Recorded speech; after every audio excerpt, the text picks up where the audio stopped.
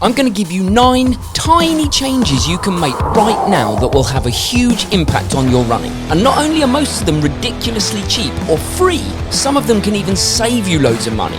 And the solutions come down to the atomic, the butterfly effect, the marginal gains theory. Call it what you want. It's a fancy way of saying small changes put together having a big impact. And it all started, for me at least, when I read loads of books about British cycling and how they looked into all of the tiny things they could do with their cyclists, which on their own would make minimal difference, like learning how to wash your hands properly to avoid illness.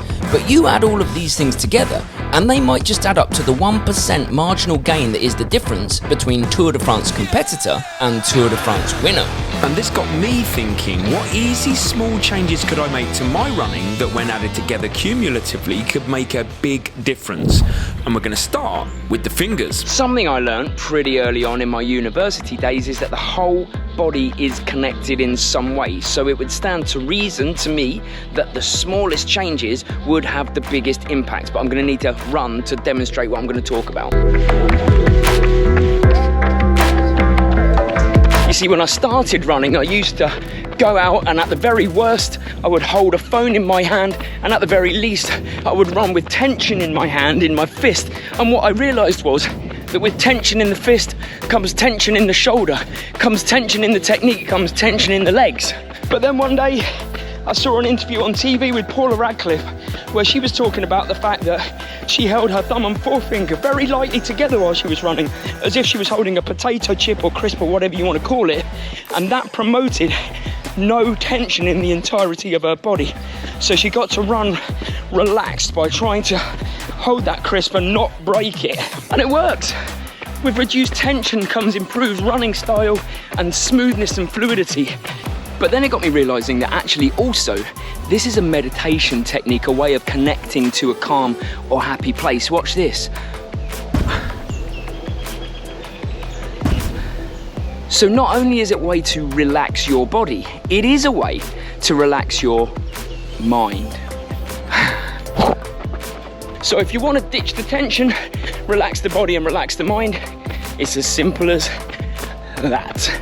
Another super easy thing to add into your training, or take it away depending on how you look at it, is to train in a fasted state.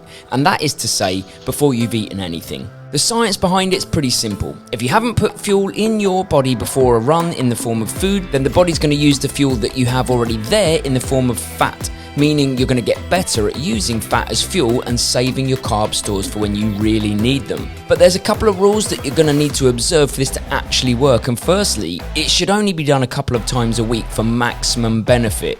And it shouldn't be done for longer than 60 to 90 minutes at an intensity of about 60% or 6 out of 10 of your perceived exertion. Any higher and you're not burning fats, you are going into the carb stores in your body. And finally, you need to consume your carbohydrate need after training and throughout the day, which is critical to get the adaptations. There was one meta-analysis of studies that even showed that just 3 weeks of low carb intake after running actually had negative consequences for health and performance. The next one is very important to me, and it's something that happens in the bedroom. It's sleep. Get your mind out of the gutter. And when it comes to marginal gains, I took this one directly from Team Sky itself, the humble pillow. But what it actually represents is sleep quality wherever I go and wherever I am in the world. See, what Team Sky realised pretty quickly is that sleep, or actually lack of sleep, can dramatically affect not only a person's day and how they feel, but of course, their performance. So for their cyclists, they started packing up their mattresses and their pillows and taking them around the world with them so that they could get consistent sleep. And of course, consistent sleep leads to more consistent performance, leads to happier athletes, leads to more well-rested athletes. It is actually the biggest no-brainer that I've taken from all of this. Wherever we go now, I'm taking my pillow with me, not even if I'm racing, if I'm training. And if I ever forget, don't I just know about it? So thanks a lot, Team Sky. I owe you for this one. Something really easy that could just take 5 minutes twice a week, but make a dramatic difference to your technique and speed are drills and strides. Both drills and strides are amazing for enabling your body to get used to and learn about the best technique for your running. Drills you can spend 5 minutes doing at the start of any run after your initial warm-up. In case you're not sure what strides are, it's basically injecting some speed into your body and legs at the end of an easy run, so your body gets used to the technique of running faster and stronger. And you probably do something like 200 meters of running at about your 400 meter pace. Quick rest, recover, and repeat that maybe 4 or 5 times just to get that speed going. So I've just finished my easy run. I'm going to do my strides now. Got a race on Sunday, so this is perfect for tuning up. And here's a look at what it looks like. How about a tip that is not only free, but would actually save you a load of money? And it's as simple as quitting alcohol. Obviously, I'm not here to bash alcohol, but what I am going to do is tell you some of the negative effects that alcohol has on your training. And if you're really serious about changing the way that you train or improving your level, then this is one of the biggest no-brainers I can give you in all of the list. See, alcohol's a diuretic, as in it dehydrates you. For me, that's strike 1. Strike 2 is that it stops you properly metabolizing fat, and it makes you make poor diet choices when you're hungover, so it increases your weight gain. It compromises your recovery and reduces the rate of muscle protein synthesis. It lowers the quality of your sleep, and it increases your injury risk. I mean, I've just banged off 5 reasons there. And then on top of that, let's say you're hungover one day. You're gonna miss a session if you feel really bad, let's be honest. So that's another cross in the box for me, because you lose consistency. And you know what? It costs money. And for me, no. All of my focus goes into what I want to improve on. Oh, this is such an easy one, and it costs nothing. But to improve your running, it's time to hit the hills. Hills have so many benefits, not least the increase in muscular strength that you're going to get from running up them. And also down. It's a slightly different technique that uses the muscles in different ways, and it strengthens your overall running form. Then add on top of that the fact that hills are often, but not always, off-road. And negotiating routes or stones, mud, uneven surfaces in general hugely improves the strength of your stabilizer muscles in the ankles, knees, and generally across the body, and their ability to stabilize you and protect you from injury. Then, why don't you just throw in the fact that hills are bloody hard and always take a level of mental strength and fortitude that you don't sometimes realize you even have. To run up or down a hard hill, even if you don't stay at the top for long for the good views, there's always a sense of achievement. And that just adds to your mental strength that you build block by block as a runner. So if you don't already, you need to get out on them there hills. Alright, hands up who's ever sweated whilst they've exercised. Should pretty much be all of you, but what do you do when you sweat?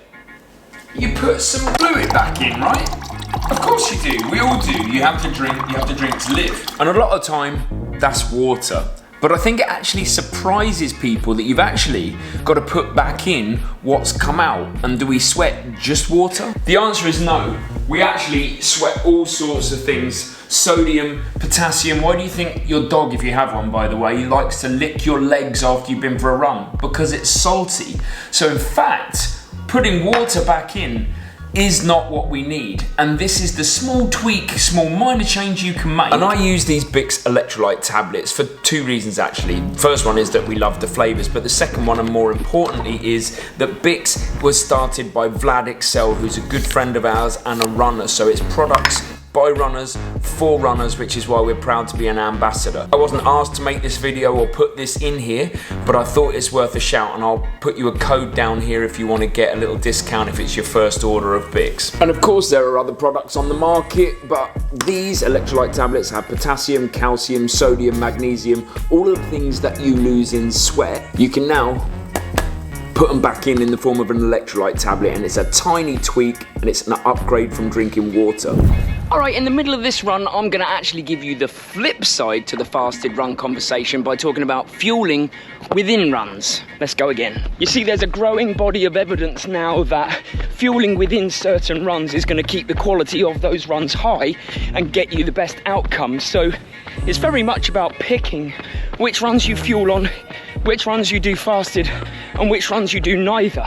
And my general rule of thumb is Any run over 90 minutes, I'm going to put some fuel back in, and any punchy track session, I might consider putting fuel back in as well, so I can keep those reps high, because when your body gets low on carbohydrates, technique struggles, maybe injuries happen, or the quality of the session doesn't stay high. And it doesn't have to be a gel, it could be as easy as a sports drink. And then pretty much every other run, anything below 90 minutes or anything that's easy, I'm just not gonna fuel. And then I maybe, as I spoke about earlier, do the odd fasted run during the week. So there we go, one more really tiny change that can have such a dramatic impact to the quality of each and every session, and therefore the overall quality of your running. Another free tweak is actually improving your mental game. I'm going to give you 3 new tips that I think you'll enjoy, that I like to try to do in a session, that are free, and they really work on my mental fortitude while I'm out there. And number 1 is, in the darkest of times, when it hurts the most, smile. There is a psychology to it. Smiling relaxes your body, it releases endorphins, and it tricks you into thinking you're enjoying something that maybe you're not at the time. All you got to do is look at Eliud Kipchoge to know that it works, because he does the same thing. And the next one is a little bit of self-talk. Maybe have a few key phrases that you say to yourself in your head that encourage you to be out there. I like telling myself that this is very hard, but I do hard things. That is my personality. And when it gets really dark, I give myself a talking to, and I just tell myself to take the next step. If that's all I can see, take the next step. That's what got me through the 100k in December. But whatever it is, have a few key phrases that you say to yourself that motivate you while you're out there. And finally, and this is a real winner, is find the worst conditions and go out in them. There is something to be said from having an absolute ball in a hailstorm or a rainstorm or the snow, or training when everything goes against you, but you're telling the conditions and you're telling yourself, it's not going to stop me. And that creates an extreme mental fortitude that is just another weapon in your arsenal of getting you out when you need to get out, and your feeling of achievement. So train in the worst conditions so that you can enjoy the best conditions. Well, that was a nice feeling, running in an oven. Glad that's over. And if this video brought you value in any way, or if you liked it, then consider subscribing to the channel. But as always, no hard sell. And if you like the video, then you're definitely going to like this one, which was the 8 purchases that I made that changed my running life. Hope you like it. See you Wednesday. Racing's back.